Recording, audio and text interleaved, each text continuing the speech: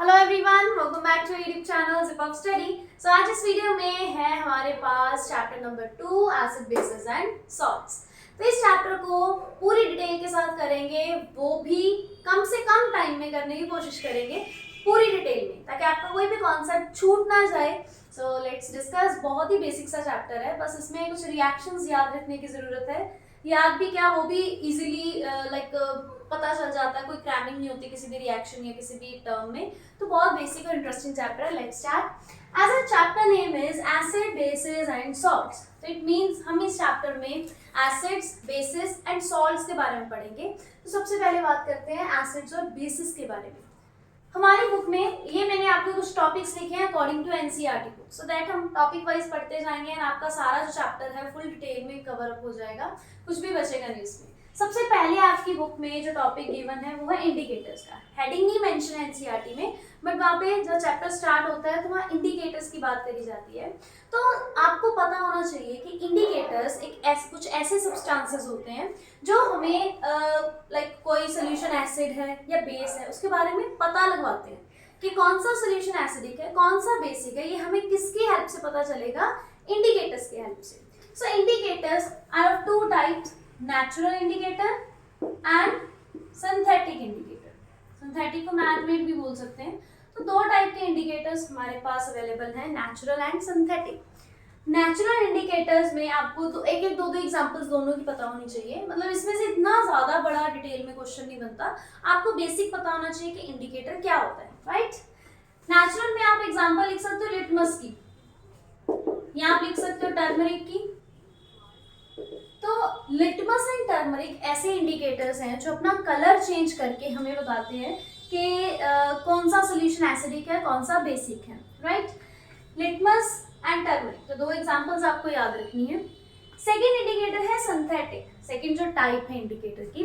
Synthetic में भी आप दो एग्जांपल्स याद रख सकते हो। एक तो सिंपल सी एग्जांपल मिथाइल ऑरेंज, ये आपको स्कूल के लैब्स में भी इजीली मिल जाते हैं अगर हम प्रैक्टिकल करने की कोशिश करें। तो मिथाइल ऑरेंज एंड दूसरा इसका बहुत इंपॉर्टेंट सा इंडिकेटर है एंड दैट इज फिनोप्थलीन, तो आप वो भी याद कर सकते हो। Okay, so these two are synthetic indicators. तो बस आपको इंडिकेटर्स में ये दो मेन चीजें पता होनी चाहिए कि दो टाइप के होते हैं, नेचुरल, सिंथेटिक, एंड उनके अलग अलग examples. Okay, and one main thing, एक और इंडिकेटर्स आते हैं हमारे पास एंड वो होते हैं olfactory indicator. Olfactory indicators, olfactory indicators वो इंडिकेटर्स होते हैं जो अपना जो ऑर्डर है वो चेंज करके हमें बताते हैं, मतलब उनकी खुशबू चेंज करके हमें बताते हैं कि कौन सी चीज एसिडिक है, कौन सी बेसिक है। ओके, तो ऑल्फैक्टरी इंडिकेटर्स अपना ऑर्डर चेंज करके बताएंगे, तो आपको याद रखना है। अब इसकी भी एग्जांपल्स की बात आएगी, तो एक आप इसकी एग्जांपल क्लोव याद कर सकते हो, एक आप वनीला याद कर सकते हो। तो बहुत बेसिक सी एग्जांपल्स हैं। Okay, so this was all about indicators. Now, next topic in your NCERT book is how do acids and bases react with metals? Acid या base metal के साथ कैसे react करेगा? You can take screenshot of this thing or you can write down on your notebooks. Next है acid और base metals के साथ कैसे react करेंगे? तो हमारे सबसे पहले रिएक्शन ही यहाँ से स्टार्ट होती है कि एसिड मेटल के साथ रिएक्ट करके क्या बनाएगा। ये आप स्कूल लैब्स में भी करके देख सकते हो, आपको जब प्रैक्टिकल करवाया जाएगा तो आप वहाँ पे इस चीज को नोटिस कर सकते हो कि जब एक मेटल को एसिड के साथ रिएक्ट करवाया जाएगा तो क्या फॉर्म होगा। So this thing you have to remember, when a metal react with an acid it will form a salt plus hydrogen gas. Salt plus hydrogen gas, I hope सबको visible है यहाँ पे। Salt plus H2।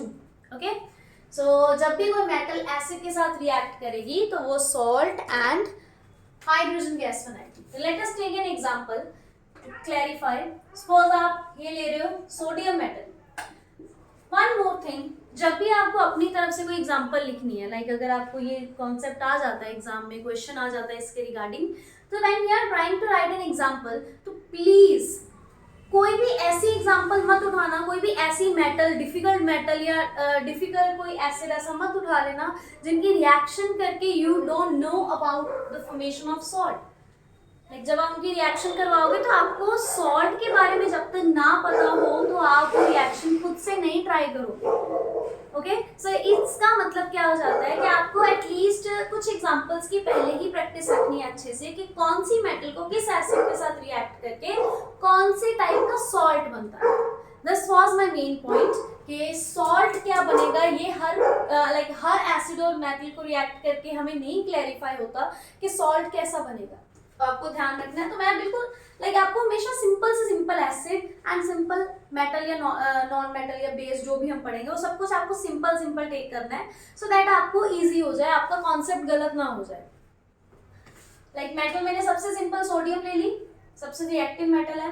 And उसके बाद acid में हम ले लेंगे HCl। Okay, now we know कि Na+HCl में से हमारे पास सॉल्ट क्या बनेगा, Na और Cl आपस में रिएक्ट होकर सॉल्ट बना देंगे NaCl। और हाइड्रोजन गैस का तो क्लैरिफाई ही है, वो तो निकलनी है बाहर, तो यहाँ पे H2 बाहर आ जाएगा। But problem is of balancing. तो now you should know how to balance chemical equation. अगर किसी को बैलेंसिंग में कोई डाउट है तो मैंने कल ही इवन लेटेस्ट वीडियो अपलोड करी है बैलेंसिंग के ऊपर कुछ न्यू ट्रिक्स के साथ, आप वो भी देख सकते हो। अदरवाइज आपको डिस्क्रिप्शन बॉक्स में और भी वीडियोस मिल जाएंगी बैलेंसिंग के रिगार्डिंग या चैप्टर 1 के रिगार्डिंग या एसिड बेसिस के रिगार्डिंग, तो आप वो भी देख सकते हो। सो यहाँ पे देखो बैलेंसिंग में हाइड्रोजन 2 है तो यहाँ पे 2 करना पड़ेगा। Cl भी 2 हो गए तो यहाँ 2 करना पड़ेगा। अब Na भी 2 हो गए तो यहाँ पे भी 2 करना पड़ेगा। So now this equation is a balanced chemical equation. Okay, अब चलते हैं आगे। एसिड की मेटल के साथ रिएक्शन तो हमने देख ली, ऐसे ही बेस की भी मेटल के साथ रिएक्शन जब होगी तो यही सेम चीज फॉर्म होगी। तो हम ये कह सकते हैं कि when metal react with acid और बेस तो हमारे पास जो रिजल्ट है वो सेम ही आएगा, salt plus hydrogen gas. But the problem is कि जैसे एसिड और मेटल की तो आपने इजीली रिएक्शन कर दी, बट जब आप एक बेस के एक मेटल के साथ रिएक्शन करोगे तो कई बार वो फिर जो सॉल्ट बनता है थोड़ा सा कॉम्प्लेक्स सॉल्ट बन जाता है। तो वो आपको जो एनसीईआरटी बुक में कभी अगर आपको एक्स्ट्रा बुक फॉलो कर रहे हो तो जहाँ पे वो रिएक्शन पर्टिकुलरली गिवन हो, एक प्रूफ हो आपके पास, आपने तभी वो रिएक्शन ट्राई करनी है। ओके, मतलब आप अपनी तरफ से सॉल्ट बना के नहीं लिख सकते बिकॉज थोड़े से कॉम्प्लिकेट हो जाते हैं इसके सॉल्ट्स। ओके, चलो जी आगे है हमारे पास next topic, how to metal carbonate या फिर metal hydrogen carbonate react with acids. तो मेटल कार्बोनेट एसिड के साथ कैसे रिएक्ट करेगा या फिर मेटल हाइड्रोजन कार्बोनेट कैसे रिएक्ट करेगा। देखो यहाँ पे चाहे मेटल कार्बोनेट हो चाहे मेटल हाइड्रोजन कार्बोनेट हो, दोनों का जो रिजल्ट आएगा एसिड के साथ रिएक्ट करके वो बिल्कुल सेम आएगा। तो देखो यहाँ पे क्या बनेगा, मेटल कार्बोनेट और metal hydrogen carbonate when react with acid, तो ये हमारे पास क्या बनाएगा, क्या बनेगा, एक तो सॉल्ट। जब भी कोई मेटल एसिड के साथ रिएक्ट हो रही तो सॉल्ट तो फॉर्म होएगा ही होएगा, तो एक सॉल्ट बनेगा यहाँ पे। अब कार्बोनेट की बात आ रही है तो मतलब कार्बन डाइऑक्साइड भी निकलेगी, आप CO2 डायरेक्ट लिख लो यहाँ पे, CO2 भी आएगा एंड साथ में एक प्रोडक्ट और आएगा that is water, H2। Okay, so ये 3 प्रोडक्ट्स बनेंगे यहाँ पे व्हेन मेटल कार्बोनेट या फिर metal hydrogen carbonate react with acid. इसके बाद कुछ एक एग्जांपल लेके देखते हैं इसकी। मेटल कार्बोनेट की अगर आप एग्जांपल लेना चाहते हो तो देखो जैसे मैंने आपको कहा कि सबसे सिंपल रिएक्शन उठानी है आपने, तो हम यहाँ पे सोडियम कार्बोनेट की एग्जांपल उठाएंगे, सबसे सिंपल एंड कोई इसमें रिस्क वाली बात नहीं होगी कि कुछ गलत ना हो जाए। बट हाँ, मेन थिंग इज अब आपको सोडियम कार्बोनेट का फॉर्मूला पता होना चाहिए। तो यहाँ पे आपको जाना पड़ेगा क्लास 9th में, जहाँ पे हम चैप्टर 3 में पढ़ते थे how to make chemical formulas. तो अभी अगर किसी को डाउट है कि फॉर्मूलाज कैसे बनाने हैं भैया, ये भी हमें नहीं आता, तो प्लीज़ डिस्क्रिप्शन बॉक्स में जाइए, क्लास 9th की प्लेलिस्ट देखिए या फिर मेरे चैनल पे जाके क्लास 9th की प्लेलिस्ट देखिए। वहाँ पे आपको चैप्टर 3 के बहुत वीडियोज़ मिलेंगी, शॉर्ट्स भी मिल जाएगी ताकि आपका टाइम सेव हो जाए। आपको लाइक 2, 3, 4, 5 मिनट्स की वीडियोस भी मिल जाएंगी इजीली।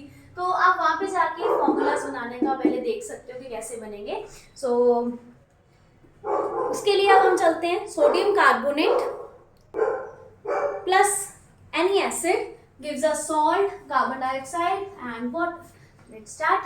गर्मी बहुत ज़्यादा हो गया इसको, ऊपर से ये हमारे नेबर्स का डॉग है जो बहुत ज़्यादा डिस्टर्ब करता है, तो चलो अब कुछ कह तो सकते नहीं है, तो आप लोग ही कोऑपरेट कीजिए। हम टॉपिक करते हैं हमारा मेटल कार्बोनेट की एग्जांपल ले लो, लाइक Na2CO3। CO3 कार्बोनेट का लाइक फॉर्मूला होता है, फॉर्मूला लगा लो, या कार्बोनेट को रिप्रेजेंट करा जाता है CO3 के साथ, याद रखना है आपको।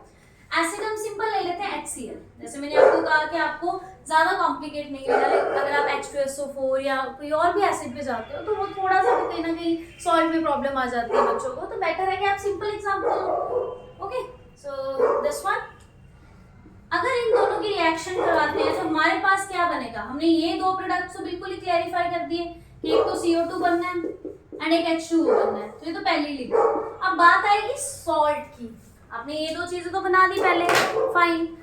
बात आएगी है सॉल्ट की, तो बिल्कुल क्लियर है कि Na भी है Cl भी है, तो ये तो NaCl सॉल्ट ही बनाएगा ना, तो ये सॉल्ट बन गया। अब बैलेंसिंग करो इसको, थोड़ा सा बैलेंस करके चेक करो। यहाँ पे Na2 है तो हम राइट साइड में भी 2 करेंगे, Cl यहाँ पे 1 है लेकिन यहाँ 2 हो गए, तो हम क्या करेंगे, हम इधर भी 2 बनाएंगे ताकि क्लोरीन भी बैलेंस हो जाए। अब बात करते हैं हाइड्रोजन की, 2 हाइड्रोजन है, यहाँ पे भी 2 है, C1 है, यहाँ पे भी 1 है, O3 है, यहाँ पे भी 2 + 1 3 होगी, तो यहाँ पे this equation is balanced chemical equation. Clear? So this was all about how do metal carbonate या metal hydrogen carbonate react with acids. Okay, so अब चलते हैं हमारे नेक्स्ट टॉपिक पे, and that is how to acids and bases react with each other. ये है हमारा एक important topic, one of the important topic. Okay, so acid और बेसिस आपस में कैसे रिएक्ट करेंगे।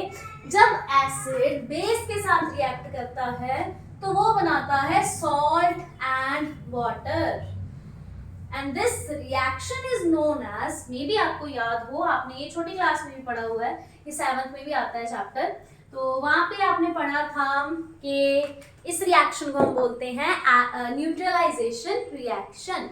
So neutralization reaction क्या होगी, when acid react with base and gives us salt and water, तो बन जाती है न्यूट्रलाइजेशन रिएक्शन। तो बहुत ही सिंपल है, एसिड आप एग्जांपल ले लो HCl, बिल्कुल सिंपल आपने एग्जांपल लेनी है ताकि कोई भी लाइक मार्क्स कटने का कोई सीन ही ना बचे आपके पास। ओके, सो HCl बेस हो गया NaOH, सबसे सिंपल बेस लेंगे हम, और यहाँ पे वी आर वेरी क्लियर कि जब HCl और NaOH रिएक्ट करेंगे तो these two will react each other, okay, और ये मिलके क्या बना देंगे, NaCl प्लस हमने क्या पढ़ा था, वाटर बनेगा, एंड ये बन गया वाटर, 2 H है और 1 O है, so NaCl plus H2O। Okay, so acid and base react with each other to form salt and water। clear? So next topic है हमारे पास, हाँ, this reaction is known as neutralization reaction, and इस reaction के बहुत से फायदे हैं, तो हम आगे पढ़ेंगे। न्यूट्रलाइजेशन रिएक्शन आपने पढ़ा होगा कि जब हमारे स्टमक में एसिडिटी हो जाती है ना, तो लाइक वहाँ पे एसिड का कंटेंट ज़्यादा हो जाता है, तो जब एसिड की क्वांटिटी ज़्यादा हो जाएगी तो उसको न्यूट्रलाइज करा जाता है बेस के साथ। तो आप बॉडी में बेस की अमाउंट लेके जाते हो सो दैट के बैलेंस होके सॉल्ट एंड वाटर फॉर्म हो जाए। Clear? Next topic is metal oxide की reaction with acids. Metal oxides name से क्लियर है, कोई मेटल और उसका ऑक्सीजन साथ में लगा दो तो मेटल ऑक्साइड हो जाएगा। तो जब आप किसी भी मेटल ऑक्साइड को एसिड के साथ रिएक्ट करवाओगे तो क्या फॉर्म होगा, बहुत ही सिंपल सा कॉन्सेप्ट है, जब भी metal oxide will react with any acid they will form salt and water again। आप कहोगे फिर से सॉल्ट एंड वाटर बन गया, और सॉल्ट एंड वाटर कब बनता था, जब एक एसिड किसी बेस के साथ रिएक्ट करता है। ओके, जब भी एक एसिड किसी बेस के साथ रिएक्ट करता है सिर्फ तभी हमारे पास सॉल्ट एंड वाटर की जो सीन है वो क्रिएट होता है। तो इसका मतलब क्या बनता है, आपको ये क्लियर हो जाना चाहिए कि इसका मतलब ये बनता है कि जो मेटल ऑक्साइड होंगे वो क्या होंगे, they are basic in nature. Okay, तो आप मेटल ऑक्साइड्स को बेसिक ऑक्साइड्स भी बोल सकते हो। Clear? These are basic oxides. Okay, so आपको यहाँ से भी क्वेश्चन आ सकता है कि मेटल ऑक्साइड्स लाइक मतलब किसी भी तरह से क्वेश्चन घूम के आ सकता है, तो you should know very clearly कि metal oxides are basic oxides, okay. तो metal oxide plus acid gives us salt and water. And अगर किसी के माइंड में क्वेश्चन हो तो लाइक हमें कैसे पता चलेगा कि मेटल ऑक्साइड बेसिक है या एसिडिक है, तो उसका बहुत अच्छा वे है, कोई भी मेटल ऑक्साइड बनाओ, मेटल ऑक्साइड को आप लिटमस पेपर के साथ टेस्ट कर सकते हो, लिटमस सोल्यूशन के साथ टेस्ट कर सकते हो, ओके। किसी भी इंडिकेटर के साथ आप टेस्ट कर सकते हो कि इधर इट्स एसिडिक और बेसिक, तो आपको क्लियरली पता चल जाएगा, ओके। अगर नेक्स्ट टॉपिक देखते हो that is non metal oxide with base, तो non metal oxide with base इसका बिल्कुल ऑपोजिट केस है। जैसे मेटल ऑक्साइड एसिड के साथ मिलके सॉल्ट वाटर बनाएगा, ऐसे ही नॉन मेटालिक ऑक्साइड बेस के साथ मिलके भी सॉल्ट प्लस वाटर ही बनाएगा, ओके।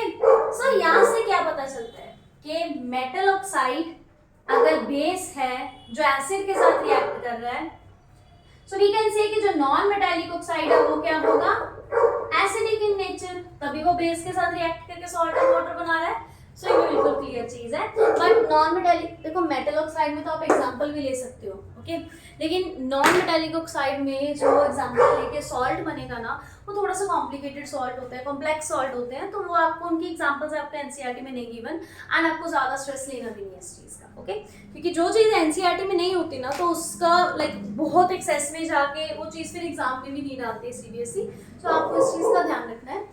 उसके बाद चलते हैं, What do all acids and bases have in common? क्या चीज एसिड और बेसिस में कॉमन है? सब एसिड एंड सब बेसिस में, ठीक है। यहाँ एसिड और बेसिस का आपस में कंपैरिजन नहीं है, एसिड्स सारे एसिड्स का आपस में, सारे बेसिस का आपस में कंपैरिजन है, ओके। सो सब एसिड और बेसिस में क्या चीज कॉमन है? आपने एक चीज नोटिस करी है या नहीं, आई डोंट नो, बट मैं आपका उस चीज की तरफ ध्यान दिलवाऊंगी। अगर आप सब एसिड्स के फॉर्मूलाज को देखो ना, लाइक जो बेसिक नहीं, लाइक जो बहुत रिएक्टिव एसिड्स है ना, जो ज्यादातर हम यूज करते हैं, एक तो होता है HCl, एक हम पढ़ते हैं H2SO4, एक हम नाइट्रिक एसिड पढ़ते हो HNO3। तीन एसिड्स आप ज्यादातर यूज करते हो, राइट। इवन 10th तक तो हम यही तीन एसिड्स को ज्यादा पढ़ते हैं। अगर लैब में कोई रिएक्शन करनी है तो हम इन एसिड्स के साथ देखते हैं, अगर हमें यहाँ पे भी कोई एग्जांपल लेने हैं तो हम इन तीन एसिड्स में से ही उठाते हैं कोई एग्जांपल। सो अगर ये तीन एसिड में आप बहुत ध्यान से देखोगे क्या चीज कॉमन है, बताओ फटाफट, इन तीनों एसिड्स में क्या चीज कॉमन दिख रही है आपको? बिल्कुल हरी आप, यस, वेरी गुड। जिन्होंने आंसर करा है बहुत अच्छी बात है, कमेंट सेक्शन में टाइप करते जाइएगा साथ साथ। तो यहाँ पे कॉमन क्या दिख रहा है आपको? हाइड्रोजन। सब एसिड्स में कॉमन है हाइड्रोजन आयन, ओके। सो एसिड्स की जो पहचान है या एसिड में जो कॉमन है वो है H positive ion, okay. Similarly will talk about all basis. तो फर्स्टली मैं कुछ एग्जांपल्स लिखती हूँ, NaOH, KOH, ठीक है, मेनली हम ये वाले बेसिस पढ़ते हैं, मैग्नीशियम हाइड्रोक्साइड, ठीक है। तो ये सारी कुछ एग्जांपल्स हैं इसकी। तो ये जो बेसिस है इनमें क्या कॉमन दिख रहा है? यस, फटाफट आंसर करो, क्या कॉमन है इनमें? Very good, OH, OH and OH, okay. So it means bases में क्या कॉमन है? OH negative ion. तो एसिड्स में है H positive ion, hydronium ion भी बोलते हैं इसको, एंड बेसिस में है OH नेगेटिव आयन जिसको हाइड्रोक्साइड आयन भी बोलते हैं, ओके। सो ये है इस टॉपिक का। इसमें कुछ ज़्यादा कुछ बनता नहीं है क्वेश्चन आने वाला, बस आपको पता होना चाहिए कि ये दो चीज़ें, ये जो दो आयंस हैं इनके अंदर ही they are responsible for conduction of electricity. Like question आता है कि कौन सा सोल्यूशन, कौन सा एसिड बेस इलेक्ट्रिसिटी कंडक्ट करता है या नहीं करता, तो they are responsible for that, okay. उसके बाद आता है what happens to acids and bases in water. ये भी कुछ वैसी चीज़ है। अब देखो अकेला एसिड, लाइक यहाँ पे अगर मैं बात करूँ, जब एसिड या बेस पानी के साथ मिक्स होता है, suppose HCl when react with H2O, तो यहाँ पे इसके आयंस फॉर्म होते हैं। ये जो हमने H पॉजिटिव आयन पढ़ा है ना, ये यहाँ पे फॉर्म होता है। Firstly it will form H3O positive ion, okay, and Cl negative ion. तो ये बनेगा यहाँ पे, क्लियरली देखो, बिल्कुल क्लियर है ये Cl नेगेटिव, H2O एंड एक H यहाँ पे तो H3O पॉजिटिव। इसी को फिर हम आगे फर्दर ब्रेक करके H पॉजिटिव आयन निकालते हैं। तो इट मीन्स जब भी कोई एसिड या बेस वाटर के साथ रिएक्ट करेगा ना, तो वो क्या करेगा, फिर वाटर के साथ रिएक्ट करके आयंस फॉर्म करेगा, एंड यही आयंस रिस्पॉन्सिबल होते हैं इलेक्ट्रिसिटी के कंडक्शन के लिए। ओके, सो ये इसका आंसर है। लाइक इसमें एक क्वेश्चन भी आता है एनसीईआरटी में कि ड्राई HCl जो है वो इलेक्ट्रिसिटी क्यों नहीं कंडक्ट करता। तो ड्राई HCl इसीलिए कंडक्ट नहीं करता इलेक्ट्रिसिटी बिकॉज वहाँ पे आयंस नहीं होते, वहाँ पे वाटर की अमाउंट प्रेजेंट नहीं होती। कोई भी एसिड या बेस जब वाटर के साथ रिएक्ट करेगा तभी आयंस बनाएगा। ओके, लेकिन उसके अंदर जब वाटर का कंटेंट होगा तब वो आयंस बनाएगा, अदरवाइज वो आयंस नहीं बना सकता। सो इसलिए dry HCl can not conduct electricity. Okay, next topic, 1 minute की ब्रेक ले ले, अभी बहुत कॉन्टिन्यूसली हो गया, हमारे 8 टॉपिक्स हो गए, आधा चैप्टर होने वाला है हमारा। ठीक है, डॉग OMG। अब इसका स्क्रीनशॉट ले सकते हो, नोट कर सकते हो, चेक करो कि आपको यहाँ तक चैप्टर क्लियर है बिल्कुल। अब कोई भी डाउट लगता है आपको तो कमेंट सेक्शन में टाइप कर दीजिए। चलो जी, लेट्स स्टार्ट। नेक्स्ट टॉपिक है हाउ स्ट्रॉन्ग आर एसिड और बेस सोल्यूशन। आपको कैसे पता चलेगा कि कोई सोल्यूशन कितना स्ट्रॉन्ग है, कितना वीक है, तो वो पता चलेगा। यहाँ से हमारा एक बिल्कुल नया इंटरेस्टिंग सा कॉन्सेप्ट स्टार्ट होने वाला है, दैट इज पीएच। पीएच के रिगार्डिंग अब हमारा चैप्टर चलेगा, सारा नहीं, मतलब ये 1-2 टॉपिक्स जो बहुत इंपॉर्टेंट भी है एक्चुअली। तो यहाँ पे किसी का स्ट्रॉन्ग होना एसिड या बेस सोल्यूशन का वीक होना वो कौन बताता है, वो पीएच टेबल बताता है आपको। तो पीएच टेबल के ऊपर आपके पास 0 से 14 तक नंबरिंग आपको दी होती है। तो जिन सोल्यूशन की जो नंबरिंग है, जब आप लिटमस सोल्यूशन या लिटमस पेपर के साथ टेस्ट करते हो एसिड बेसिस सॉल्यूशंस को, तो जिनकी नंबरिंग 0 to 7 के बीच में है तो they are acid. Okay, that are acid. And जिनकी नंबरिंग 7 to 14 के बीच में है वो क्या है, वो बेसिस होंगे। ओके, अब क्वेश्चन था, आई मीन टॉपिक था कि हाउ स्ट्रॉन्ग आर एसिड और बेस सॉल्यूशन। तो स्ट्रॉन्ग, इनकी स्ट्रेंथ कैसे पता चलेगी हमें, जितना आप 0 की तरफ जाते जाओगे, लाइक किसी के अगर pH 5 है ना, तो थोड़ा कम स्ट्रॉन्ग होगा एसिड। 4 है थोड़ा ज्यादा स्ट्रॉन्ग, 3 है और ज्यादा स्ट्रॉन्ग, 2 है और ज्यादा स्ट्रॉन्ग, 1 है तो उससे भी ज्यादा स्ट्रॉन्ग। तो मतलब जितनी pH यहाँ से कम होती जाएगी उतना ही स्ट्रॉन्ग एसिड बनता जाएगा। ओके, ऐसे ही जितनी pH 7 से 14 की तरफ इंक्रीज होती जाएगी उतना ही वो स्ट्रॉन्ग बेस बनता जाएगा। ओके, यहाँ पे ये है स्ट्रॉन्ग एसिड एंड वहां पे है स्ट्रॉन्ग बेस। क्लियर, जितना जो pH की वैल्यू है वो 7 से कम होती जाएगी, डिक्रीज होती जाएगी, उतना ही स्ट्रॉन्ग एसिड है। जितनी pH की वैल्यू इंक्रीज होती जाएगी उतना ही स्ट्रॉन्ग बेस है। सिंपल। ओके, सो ये तो अभी देखो लैब्स में टेस्ट करके हम घर पे भी कर सकते हैं। इवन वो pH पेपर का वो स्ट्रिप मिल जाती है, तो हार्डली 25-30 रुपए की स्ट्रिप्स आती हैं इतनी सारी, तो आप वहाँ पे कोई भी सोल्यूशन टेस्ट कर सकते हो। Not even these acids and basis. Okay, तो लैब्स में मिलेंगे। आप कोई भी अपने घर पे चीज़ टेस्ट कर सकते हो जिसमें आपको डाउट हो कि वो एसिड है, बेस है, तो आप किसी भी चीज़ को टेस्ट करके आप चेक कर सकते हो। इवन चाहे खाने वाली चीज़ है, फेस पे लगाने वाली चीज़ है, कुछ भी है, कोई सोप है, डिटर्जेंट है, कुछ भी व्हाटएवर, आप उसको टेस्ट कर सकते हो एंड देख सकते हो कि क्या वो एसिड है, कितनी एसिड है, कितनी उसमें बेसिक कंटेंट है। ओके, अब इसका जो कलरिंग है, अब नंबर आप दोगे कैसे पता चलेंगे, आपकी एनसीईआरटी बुक में आपको एक चार्ट गिवन है, तो उस चार्ट के अंदर आपको कलर्स दिए गए हैं। यहाँ पे बेसिक में जाते टाइम थोड़े डार्क कलर्स आते हैं, green, purple, blue, and acid की तरफ आते आते कलर्स क्या हो जाते हैं, येलो, ऑरेंज, रेडिश, ऐसे कुछ कलर्स हो जाते हैं। Okay, so next topic, importance of pH in our daily life. ये बहुत इंपॉर्टेंट है, यहाँ से क्वेश्चन आ जाता है कई बार रीजनिंग का। तो हमारी डेली लाइफ में पीएच बहुत इंपॉर्टेंट रोल प्ले करती है, चाहे हमें पता नहीं चलता लेकिन वो बहुत इंपॉर्टेंट रोल प्ले करती है। कब मे भी आपने टीवी में जो एड्स आते हैं उनको ध्यान से कभी सुना हो, तो उन एड्स में ना बताते हैं, जब कभी कोई सोप की ऐड आ जाती है, किसी क्रीम की ऐड आ जाती है, तो वहाँ पे ना बोलते हैं कि आपकी जो सोप की पीएच है वो आपकी स्किन की पीएच के साथ मैच होनी चाहिए। तो इसका मतलब क्या होता है कि जो सोप वो बना रहे हैं या जो भी फेस वॉश, कोई क्रीम या कुछ भी ऐसा मटेरियल बना रहे हैं, तो वहाँ पे उनकी जो पीएच वैल्यू है वो आपके स्किन की जो पीएच वैल्यू है, जहाँ पे हमारी जो स्किन ठीक रहती है, किस किस पीएच वैल्यू के ऊपर वो ठीक रहेगी, उसके साथ मैच होनी चाहिए। क्योंकि अगर आप ज़्यादा कोई भी सोप आप ऐसे फेस पे लगा लोगे, कुछ भी लगा लोगे ना, तो लाइक जैसे डिटर्जेंट है, हम डिटर्जेंट के साथ फेस क्यों नहीं धो सकते? झाग तो वो भी बना देगा ना, डस्ट तो वो भी निकाल देगा, तो हम उसके साथ क्यों नहीं कर सकते? कोई इसका आंसर आप कमेंट सेक्शन में टाइप करना कि why can't we use like जिसके साथ हम डिशेस वॉश करते हैं उस सोप के साथ, या डिटर्जेंट जिससे हम कपड़े साफ करते हैं उसके साथ हम हमारा फेस क्यों नहीं साफ कर सकते? तो आप कमेंट सेक्शन में टाइप कीजिएगा, वहां पे भी यही कॉन्सेप्ट आएगा पीएच वाला। ओके, सो चलते हैं आगे। पीएच की हमारी डेली लाइफ में देखो कहाँ कहाँ वैल्यू है। एक तो अगर प्लांट्स वगैरह की बात करें ना, सॉइल की पीएच ना ज़्यादा कम होनी चाहिए ना ज़्यादा होनी चाहिए। ऐसे ही जो हमारे टूथ डिके है, जब जो पीएच है 5.5 से लेस हो जाती है ना, तो वहाँ पे फिर जो हमारे दांत है वो टूटने स्टार्ट हो जाते हैं, गिरने स्टार्ट हो जाते हैं। तो यहाँ से भी क्वेश्चन आता है।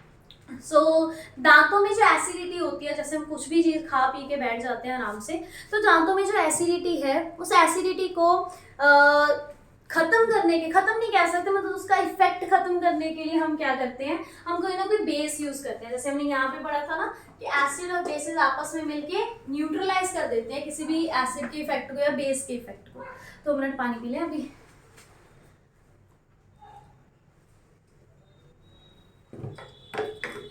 ओके, सो अगर पीएच 5.5 से कम हो जाएगी तो टूथ डिके स्टार्ट हो जाता है। सो इसलिए हम टूथब्रश के हम डेली जो है वो कोलगेट करते हैं, सो दैट के आपके जो दांत है वो ठीक रहें, बेसिक और एसिडिक मिक्स होके क्या बना दे, न्यूट्रल कर दे, कोई भी चीज़ हमारे दांतों के अंदर एक्स्ट्रा ना रहे और दांत हमारे टूटे ना। क्लियर? उसके बाद ये जो टॉपिक है मोर अबाउट सॉल्ट, तो ये टॉपिक अपने आप में एक इम्पॉर्टेंस रखता है, फुल इम्पॉर्टेंस रखता है, क्योंकि यहाँ से क्वेश्चंस बहुत ज़्यादा आते हैं। तो इस टॉपिक को हम करेंगे नेक्स्ट वीडियो में, बिकॉज अगर अभी इस वीडियो में करा तो वीडियो बहुत ज़्यादा लेंथी हो जाएगी और आप लोग क्या करोगे कि आधी वीडियो देख ली आधी छोड़ दी। तो आप पहले एसएनएल बेसिस सारा पढ़ लो एक बार अच्छे से। तो मैं पूरी वीडियो में कोशिश करिए कि आपके सारे कॉन्सेप्ट अच्छे से क्लियर हो जाए। तो नेक्स्ट वीडियो भी जल्दी आएगी, इसके साथ के साथ ही आ जाएगी। तो आप नेक्स्ट वीडियो में ये करेंगे कि सॉल्ट क्या चीज़ है, कैसे सॉल्ट्स हैं, उनके फार्मूलाज क्या हैं। यहाँ पे बेटा इस चैप्टर में सॉल्ट्स का मतलब सिर्फ वो खाने वाला नमक नहीं है जो हम घर पे यूज़ करते हैं। सॉल्ट्स बहुत सारे होते हैं हमारे पास डेली लाइफ में, तो हम उन सॉल्ट्स को अच्छे से पढ़ेंगे। सो आई होप आपको ये सारे टॉपिक्स अच्छे से समझ आ गए होंगे, क्लैरिफाई हो गए होंगे आपके सारे डाउट्स।